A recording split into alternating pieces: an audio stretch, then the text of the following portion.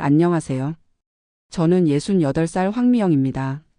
30년 넘게 간호사로 일하다 정년퇴직한 지 벌써 3년이 되어 갑니다. 제 인생의 새로운 전환점을 맞이한 이야기를 오늘 여러분과 나누고 싶습니다. 2022년 가을 제가 혼자 살던 월세 아파트에서 하루하루를 보내고 있을 때였습니다. 그날도 평소와 다름없이 TV를 보며 저녁을 준비하고 있었는데 딸 수진이에게서 전화가 왔습니다. 평소보다 목소리가 지친 것 같아 무슨 일인지 물었더니 육아와 직장 생활을 병행하는 것이 생각보다 너무 힘들다고 했습니다. 수진이는 대기업 마케팅 부서에서 팀장으로 일하고 있었고 5살 아들 민준이와 2살 딸 서연이를 키우고 있었습니다. 사위 정훈이도 건축사무소에서 바쁘게 일하다 보니 아이들 돌봄 시간이 절대적으로 부족했던 겁니다. 처음에는 그저 위로의 말을 건넸을 뿐인데 수진이가 뜻밖의 제안을 했습니다. 엄마, 우리 집으로 이사 오면 어떨까요? 아이들도 봐주시고 엄마도 혼자 사는 외로움도 덜고. 그 순간 머릿속이 복잡해졌습니다. 30년 넘게 간호사로 일하며 독립적인 생활을 해왔고 퇴직 후에도 나만의 공간과 시간을 소중히 여겨왔는데 말이죠. 사실 저는 남편과 일찍 사별하고 수진이를 혼자 키웠습니다. 수진이가 대학에 입학하고 나서는 완전히 혼자 살았고 퇴직 후에도 그 생활이 익숙해져 있었습니다. 하지만 한편으로는 딸의 고충이 이해되기도 했습니다. 제가 수진이를 키울 때는 시어머니의 도움을 받았으니까요. 요즘처럼 맞벌이 가정이 많은 시대에 조부모의 육아 도움은 정말 큰 힘이 됩니다. 일주일 정도 고민 끝에 딸 가족과 함께 살기로 결정했습니다. 사실 경제적인 면도 무시할 수 없었습니다. 제가 혼자 살던 곳은 월세가 60만 원이었고 국민연금으로 110만 원을 받는 저에게는 꽤 부담되는 금액이었거든요. 퇴직금의 상당 부분은 수진이 결혼할 때 보태주었고 남은 돈은 노후를 위해 아껴두고 있었습니다. 딸네 집으로 이사하면 월세 부담이 없어지니 제 작은 연금으로도 더 여유롭게 생활할 수 있을 것 같았습니다. 2023년 1월 추운 겨울날 저는 30평형 딸내 아파트로 이사했습니다. 다행히 방이 3개라 제게 따로 방이 배정되었고 개인 공간은 확보할 수 있었습니다. 처음 며칠은 어색했지만 아침에 일어나 민준이와 서연이의 제잘거림을 듣는 순간부터 하루가 활기차게 시작되었습니다. 제가 간호사로 일할 때는 3교대 근무를 하다 보니 규칙적인 생활이 어려웠습니다. 하지만 손주들과 함께 생활하면서 생활 패턴이 달라졌습니다. 아침 6시에 일어나 아이들 아침 준비를 하고 수진이와 사위가 출근한 후에는 민준이를 유치원에 데려다주고 서연이와 함께 집에서 놀거나 근처 공원에 산책을 나갔습니다. 저녁에는 온 가족이 함께 식사를 하며 하루를 마무리했죠. 물론 처음부터 모든 것이 순탄했던 것은 아닙니다. 가장 큰 어려움은 육아 방식의 차이였습니다. 제가 수진이를 키울 때와 지금은 30년이라는 시간 차이가 있습니다. 제 시대에는 아이가 울면 금방 안아주는 것이 당연했지만 요즘은 아이의 자립심을 키우기 위해 일부러 기다리는 경우도 많더군요. 서연이가 울 때마다 바로 안아주는 저를 보며 수진이가 엄마, 요즘은 아이를 너무 과보하면 안 된대요. 라고 말했을 때는 솔직히 마음이 상했습니다. 또 다른 갈등은 식사 준비였습니다. 저는 오랜 간호사 경험으로 영양 균형을 중시하는 반면 수진이는 인터넷에서 본 최신 육아 정보를 따랐습니다. 당근을 넣은 된장찌개를 끓였더니 요즘은 아이들 음식에 양념을 줄이라고 해요. 라는 말에 저도 모르게 내가 30년 넘게 환자 식이요법도 담당했는데 라고 투덜거렸던 기억이 납니다. 하지만 이런 갈등은 시간이 지나면서 서로 조금씩 양보하고 이해하게 되었습니다. 수진이도 제 경험을 존중해주기 시작했고 저도 현대적인 육아 방식을 배우려고 노력했습니다. 사위 정훈이는 이런 상황에서 중재자 역할을 잘해주었습니다. 어머님의 경험도 소중하고 수진이의 방식도 나름의 이유가 있으니 서로 존중하면 좋겠습니다. 라는 말에 저희는 모두 고개를 끄덕였죠. 재정적인 부분도 자연스럽게 정리되었습니다. 처음에는 돈 이야기를 꺼내기가 조금 민망했지만 솔직하게 대화를 나누었습니다. 저는 매달 국민연금 110만 원 중 40만 원을 식비로 보태기로 했고 그 외에 손주들 용돈이나 간식비도 제가 자발적으로 부담했습니다. 사실 월세 60만 원을 내지 않게 되어 여유가 생겼으니 이 정도는 기꺼이 할 수 있었습니다. 무엇보다 가장 큰 변화는 제 삶의 활력이 되살아난 것입니다.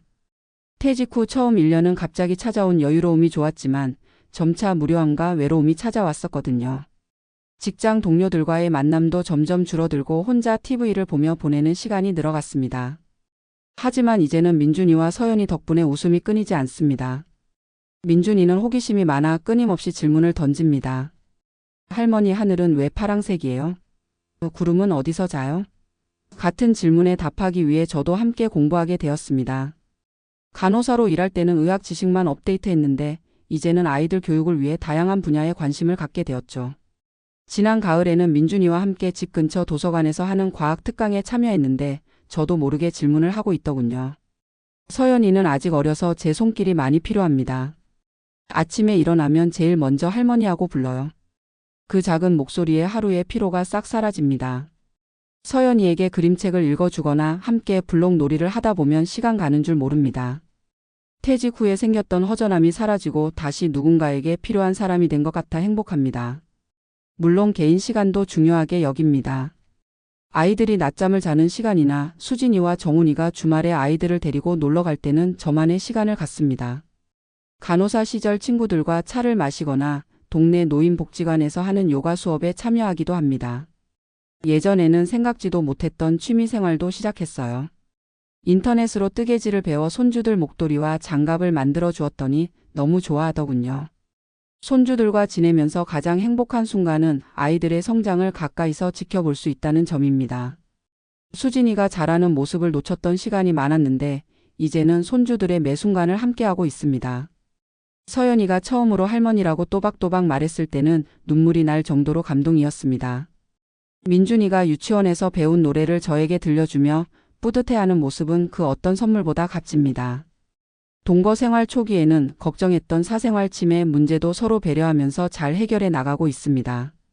저희 집은 거실을 중심으로 방이 배치되어 있어 각자의 공간이 확실히 구분됩니다.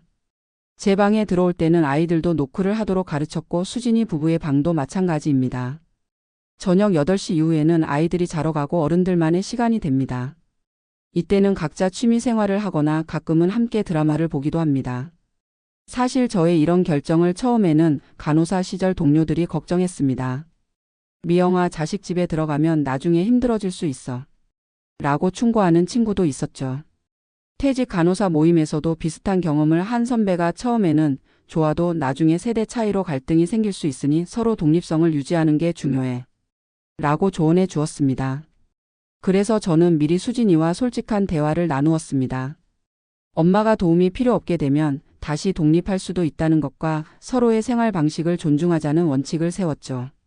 이런 솔직한 소통 덕분에 지금까지 큰 갈등 없이 지내고 있습니다. 간호사로 일하던 시절 저는 많은 노인 환자들을 만났습니다. 그 중에는 자녀와의 관계가 단절되어 외롭게 지내는 분들도 많았습니다. 당시에는 내 노후는 절대 저렇게 되지 않을 거야 라고 다짐했었죠. 하지만 막상 퇴직 후 혼자 살게 되니 외로움이 찾아왔고 노인 환자들의 마음이 이해되기 시작했습니다. 지금의 3대 동거는 제게도 딸 가족에게도 윈윈이 되는 선택이었습니다. 이런 생활에 적응하면서 가장 크게 깨달은 점은 유연함의 중요성입니다. 젊은 시절에는 제 방식이 가장 옳다고 고집했다면 이제는 다른 세대의 생각도 존중하게 되었습니다. 수진이가 아이들에게 영어 교육을 일찍 시키는 것이 처음에는 이해가 안 됐지만 점차 글로벌 시대에 필요한 선택이라는 것을 이해하게 되었습니다. 반대로 수진이도 제가 손주들에게 들려주는 옛날 이야기나 전통놀이의 가치를 인정해 주었습니다. 지난 여름에는 가족 모두가 제주도로 여행을 다녀왔습니다. 30년 넘게 간호사로 일하면서 제대로 된 가족 여행은 거의 없었는데 손주들과 함께한 여행은 정말 특별했습니다. 민준이와 서연이가 처음 보는 바다에 즐거워하는 모습, 그리고 밤하늘의 별을 보며 놀라워하는 눈빛을 평생 잊지 못할 것 같습니다. 수진이는 엄마, 아이들에게 이런 추억을 만들어 주셔서 감사해요라고 말했는데 그 말 한마디가 제게는 큰 보람이었습니다. 간호사 시절에는 환자들의 건강을 돌보는 것이 제 임무였지만 이제는 우리 가족의 행복을 지키는 것이 제 역할이 되었습니다. 아침에 일어나 손주들의 등교와 유치원 준비를 돕고 집안일을 하다 보면 하루가 어떻게 지나가는지 모를 정도로 바쁩니다. 하지만 이런 바쁨이 제게는 삶의 활력소가 됩니다. 3대가 함께 살면서 특별히 신경 쓰는 것은 식사입니다. 간호사로 일할 때 많은 질병이 잘못된 식습관에서 비롯된다는 것을 봐왔기 때문에 가족의 건강한 식단에 신경 씁니다. 주말에는 제가 직접 장을 보러 가서 신선한 재료를 고르고 일주일치 반찬을 준비합니다. 처음에는 수진이가 엄마 너무 고생하시는 거 아니에요? 라고 걱정했지만 저에게는 이런 일이 오히려 즐겁습니다. 특히 제가 만든 음식을 온 가족이 맛있게 먹을 때의 기쁨은 말로 표현할 수 없습니다. 물론 가끔은 피곤할 때도 있습니다. 아이들이 아플 때는 밤새 간호하느라 체력적으로 부담이 되기도 합니다. 지난 겨울 민준이와 서연이가 동시에 독감에 걸렸을 때는 정말 힘들었습니다. 하지만 제 간호사 경험이 이런 상황에서 큰 도움이 되었죠. 체온 관리부터 수분 공급까지 전문적인 지식으로 아이들을 돌볼 수 있어 수진이와 정훈이도 안심하고 출근할 수 있었습니다. 이런 생활이 계속되면서 저의 건강도 오히려 좋아졌다고 느낍니다.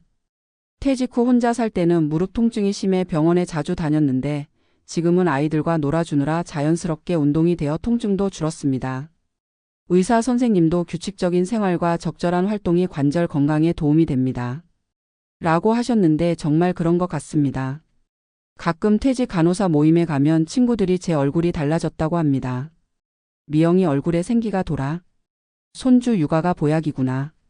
라는 말에 저도 모르게 웃음이 납니다. 실제로 저는 요즘 거울을 볼 때마다 제 얼굴에서 활력을 느낍니다. 은퇴 후 찾아올 수 있는 우울감이나 무력감 대신 매일 새로운 도전과 기쁨이 있으니까요. 우리 3대 가족의 일상은 평범하지만 행복합니다. 아침에는 온 가족이 함께 식사를 하고 각자의 일터와 학교로 떠납니다.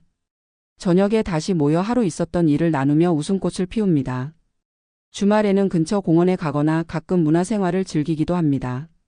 지난달에는 어린이 뮤지컬을 보러 갔는데 민준이가 신나게 박수를 치는 모습을 보며 저도 동심으로 돌아간 듯 했습니다. 3대가 함께 사는 이런 형태가 모든 가정에 맞는 것은 아닐 겁니다. 각 가정의 상황과 관계에 따라 달라질 수 있으니까요. 하지만 저희 가족에게는 이것이 최선의 선택이었습니다. 서로 돕고 의지하면서 각자의 삶도 존중받는 공간을 만들어가고 있습니다. 제가 이 이야기를 나누는 이유는 어쩌면 비슷한 고민을 하고 계신 분들께 참고가 될까 해서입니다. 은퇴 후의 삶, 자녀와의 관계, 손주 육아 등 많은 고민이 있으실 텐데 저의 경험이 조금이나마 도움이 되었으면 합니다. 무엇보다 중요한 것은 솔직한 소통과 서로에 대한 존중이라고 생각합니다. 지금 이 순간에도 민준이와 서연이는 잘하고 있고 저 역시 새로운 역할에 적응해가고 있습니다. 앞으로도 많은 변화와 도전이 있겠지만 우리 가족은 함께 이겨나갈 것입니다. 손주들이 자라는 모습을 곁에서 지켜볼 수 있다는 것, 그리고 딸 가족에게 힘이 될 수 있다는 것에 감사하며 오늘도 행복한 하루를 시작합니다. 저의 이야기가 여러분께 작은 위로와 희망이 되었기를 바랍니다. 감사합니다.